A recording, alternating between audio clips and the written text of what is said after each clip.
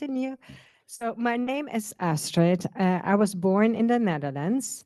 In 98, I went to Haiti for the first time to work as a volunteer for an orphanage, thinking that this would be just 1 year of volunteering. That changed because after a couple of months, I realized that 1 year was not going to be enough. I fell in love with the children that I worked with and with the country and the culture. The people are so warm, the nature is stunning, the art is beautiful. My life was just so interesting and fascinating. So I called my parents after a few months. I said, I don't think I'm coming back. And I ended up staying for 5 years in Haiti. And then I moved to Washington, and I continued my work for Haiti more in a fundraising role. So my first slide, you will see my friend Rodeline. She is one of the earlier students in my program. She entered the program in 2014, coming from an extremely poor background. Her parents died when she was a young girl. She moved in with her grandma and her two sisters. The first picture on the left is around 2014 when I interviewed her for the first time. And she asked if she could go to school. And Kids Connection Haiti said, yes, of course, we pay for your last 2 years of high school. She graduated. Then she went to trade school and learned cake decoration and event organizing. She graduated, and then she continued studying culinary art school, which she finished in 2020. And now she owns her own cake baking business. And believe it or not, even in today's situation in Haiti, her business is flourishing. The cakes are beautiful and she has clients. And that story, these kind of stories are why Kids Connection Haiti exists, because her story is unique, but it's possible. Lives can be transformed with a little bit of help. Most people just need financial help and the life skills to become financially independent when they're at that age. As I said, I worked for an orphanage in 98 as a volunteer. And over the years, so I was for about 10 years working for that organization, first in Haiti, then going back and forth from the US. And I started helping the older youth that was aging out of the orphanage. And I was helping them privately with a little bit of money so that they could start microbusiness or learn English or learn a trade. And that's when I realized that in Haiti, there are hundreds, literally, of orphanages. There's 730 orphanages that are accredited by the government, and there are even more that are informal.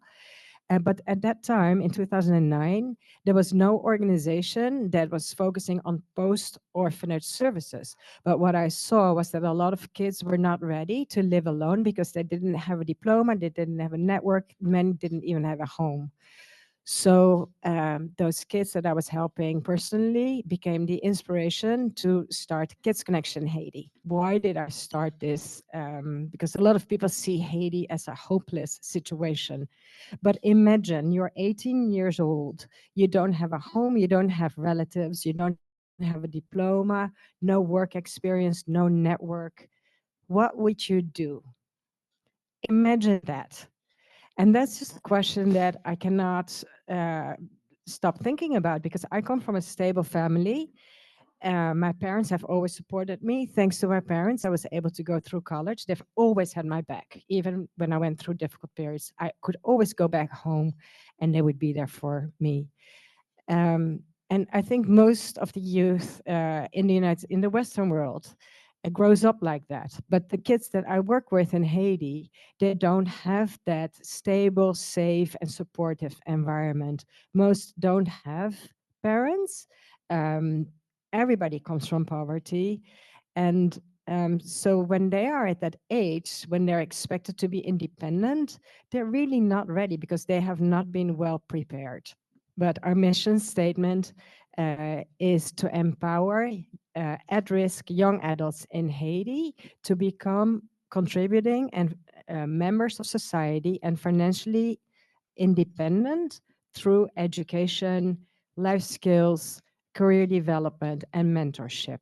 I might have left out something, but um, that is what we do. And we have successfully done so for 15 years. So why are we successful? The services that we offer are for post-orphanage situations, but also a lot of our kids in our program don't come from orphanage. They actually come from homelessness or extreme homelessness situations or extreme poverty or unsafe or abusive situations. Those kids can apply for a place in our program. We are not an orphanage.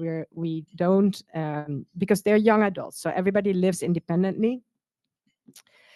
If they don't have any relatives or it's not safe to live in the place where they are from, we provide them with housing. That means like 4 kids or 4 young adults in one little house or room, and we pay for the rent, but they're completely independent. Then the second key to success is that we don't only provide money for school, for high school and trade school, but there's a huge focus on life skills and career development because most of our kids have never experienced or not very often experienced one-on-one time with a grown-up. So they're lacking a lot of skills that we in our world often just naturally gain from being with family and other grown-ups. So that's really strengthens our program. And then the last point is that the approach is very individual, very personalized. So every student creates their own path together with the student coordinator to not only get a diploma, but also to find work. Currently, and over the last few years, we've had an average of 100 students in our program, as you can see on the picture. We also have groups of young adults that are not fully in our program, but they still live at orphanages. So what the success factor of Kids Connection Haiti, the life skills workshops, we bring them to orphanages as well. So those kids get to benefit from the life skills workshops and the career development training as well. We have homes for girls and boys actually, but I wanted to quickly talk about the girls' house. Why? Because in Haiti, there is a phenomenon that's called reste avec. That comes from the French word rester avec, which means to stay with.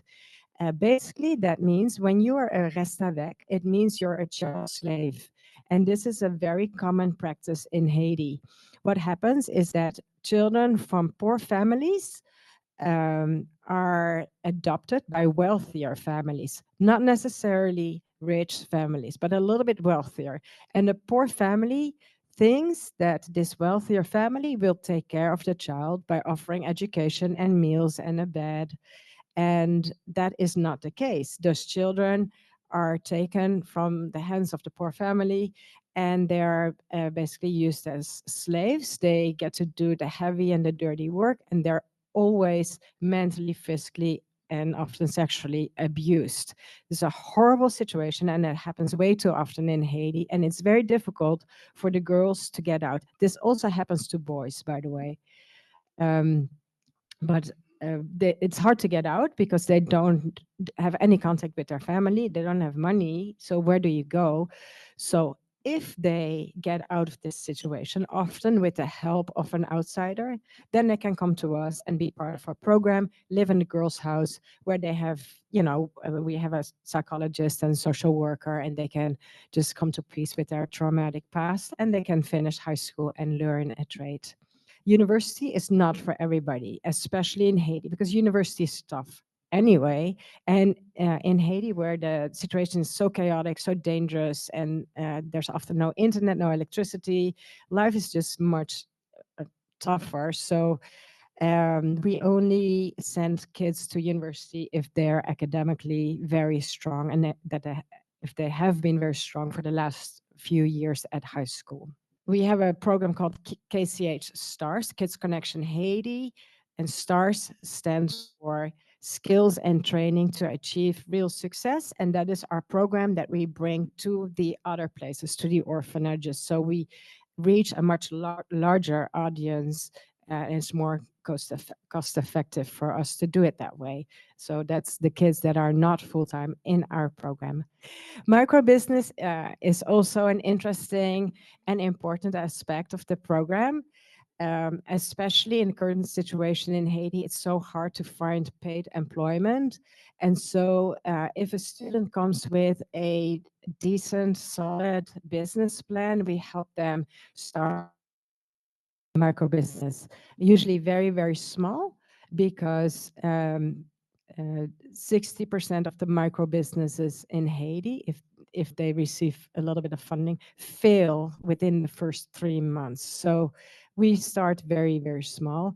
And also a lot of our kids receive food money, but nobody loves to hold up their hand and beg for and ask for money. So we encourage them to start a micro business even during their school year, so that they can earn their own food money. And sometimes they're successful and sometimes they fail, but it's good practice as well for their future. Community involvement. That is very important aspect of the program, because like everywhere else in the world, it's extremely important that the kids learn to work together with their neighbors, and that they share whatever they have. So all our students participate in community service. They love this. This is one of their favorite things in our program, because imagine, it's very powerful if you're very, very poor and things are given to you, like somebody else pays for your school or for your housing or for your food, to realize that it doesn't matter how poor you are, you can always help somebody else.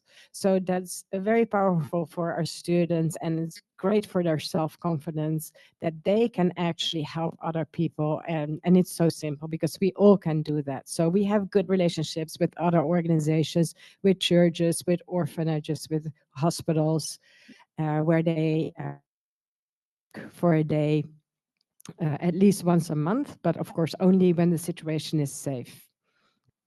The keys to our success, I already mentioned a couple of things that are important. So that is the life skills and the career development workshops, the personal approach, and also I think what is definitely contributing to the success of Kids Connection Haiti is that we have a team of 10 local staff members, and 8 out of those 10 are former students. So they understand exactly what the challenges are that our kids go through and what they're facing, and they also know how to solve these problems.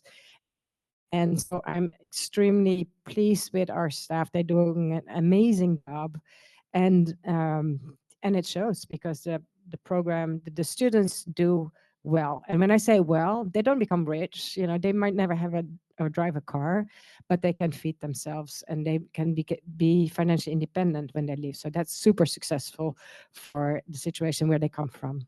I think everybody knows that Haiti has gone through so many challenges, not just in the last few months or the last few years, but it's been going on for decades and really centuries.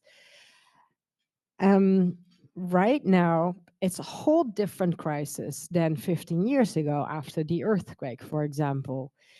It really is worse right now because there's no safety. The earthquake was horrible, don't get me wrong. A lot of people, like 1 million people, became homeless. 250,000 were killed by the earthquakes. That was awful. That was horrible. But right now, everybody, at least in the capital, feels threatened almost all the time. So they can't leave their houses. The gangs, they are so powerful, and they have taken over 90% of the capital. They're not constantly fighting everywhere, but you just don't know when they're going to be in your neighborhood. Gregor. I checked in how the situation was because I'd seen the news, of course, and he said it's just so scary.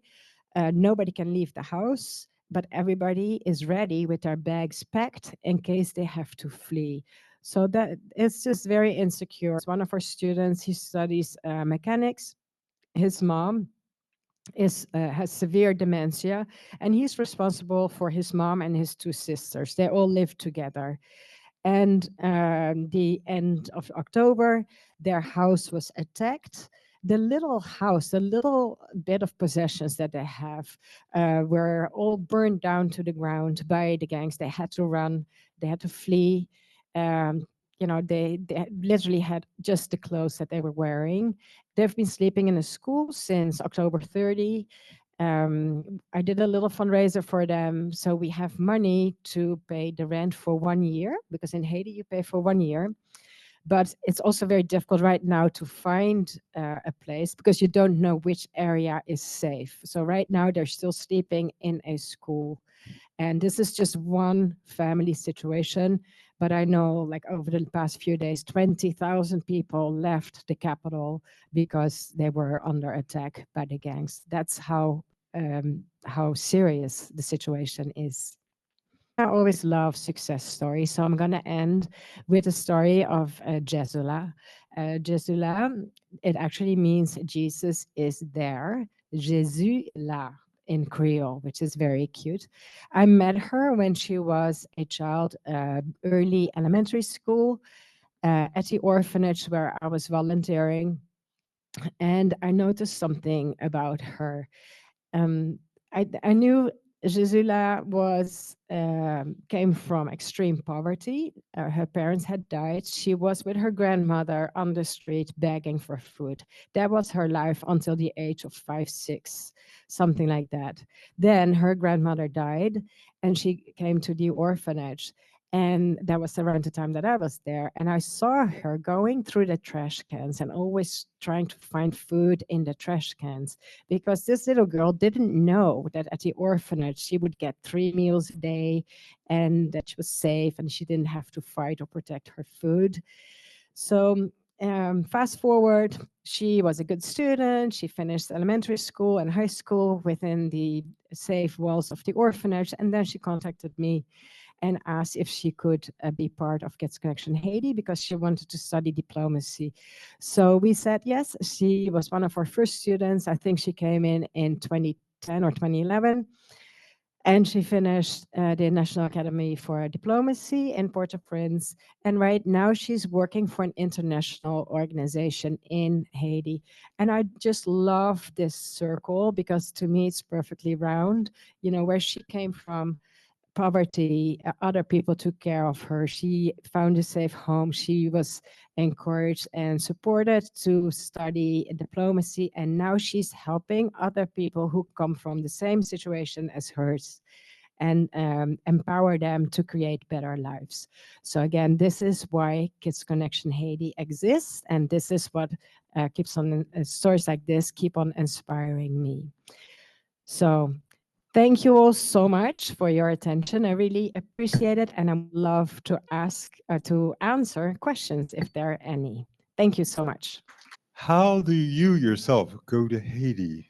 Your personal safety. How do you get in and out? I mean, that's my curiosity. I've been very hesitant to go back to Haiti. We have kind of within the club kind of a potential project we've been thinking about for some time. A few of us, one of our members, Mimi Kanda, is actually Mhm. originally from Haiti. She's co-chair of our International Service Committee. But I wanted to ask you, how do you handle it yourself? Good question.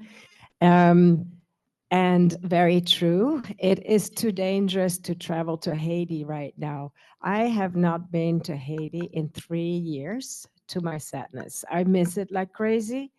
I used to go 3 times every year after so first I lived there and then I used to go about 3 times every year, and I have not been since 2021. Not just to protect my own for my own safety, but also our wonderful team in Haiti is doing an excellent job, and I am not essential. My role here is really to network and to fundraise. That is the most important thing that I can do for them.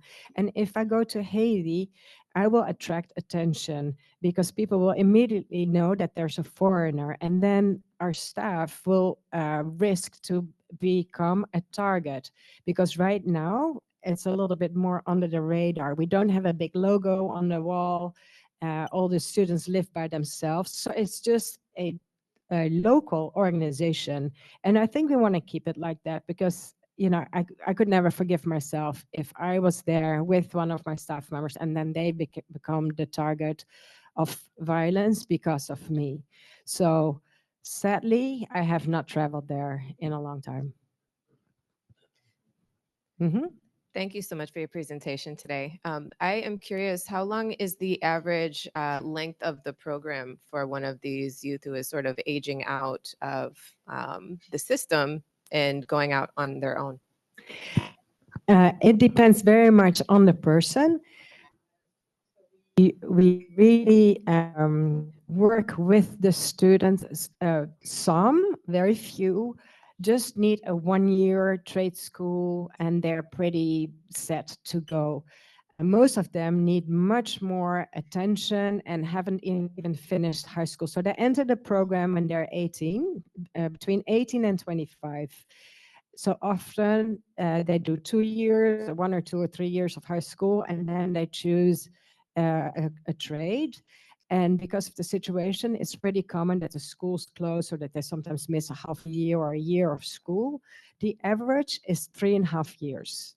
Some are literally with us for 7 years, and some just 1. It is the tradition in our club to plant a tree in honor of our speakers, and it's going to be a great honor to plant this tree in your name. There will be GPS coordinates that will let you know where the tree is. You can take a sandwich there one day and sit underneath and enjoy. But here's